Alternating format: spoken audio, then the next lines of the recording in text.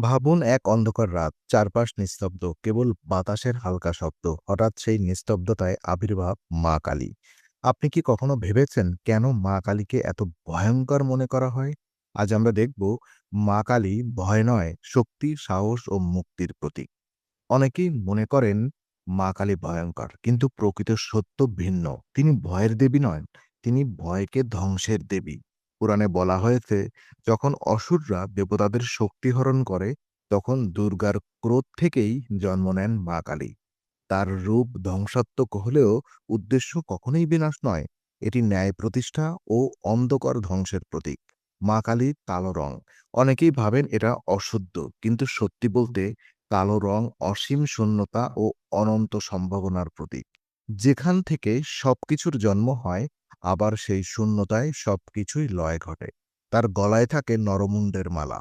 প্রতিটি মাথা আমাদের অজ্ঞতা ও অহংকার, একই সাথে ভ্রান্ত বিশ্বাসের প্রতীক। মা কালী সেই সমস্ত অন্ধকার ধ্বংস করে আমাদের মুক্তির পথ দিয়ে যান। মা কালী আমাদের শেখায়, জীবনে অন্ধকার আসবেই, কিন্তু সেই অন্ধকার আমাদের প্রকৃত শক্তিকে জাগিয়ে তোলে। মা কালী ভয় দেখান না, বরং ভয়কে গ্রাস করেন।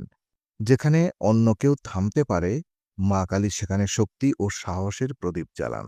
তিনি আমাদের শেখান, ভয় কখনো আমাদের জীবন নিয়ন্ত্রণ করতে পারবে না, যদি আমরা তার মুখোমুখি হই এবং তার মধ্য দিয়ে এগিয়ে যাই।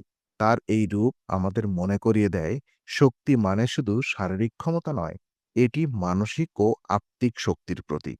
যে মানুষ নিজের ভয়, অহংকার ও অজ্ঞতার উপরে বিজয় অর্জন করে, সেই মানুষ প্রকৃত মুক্ত।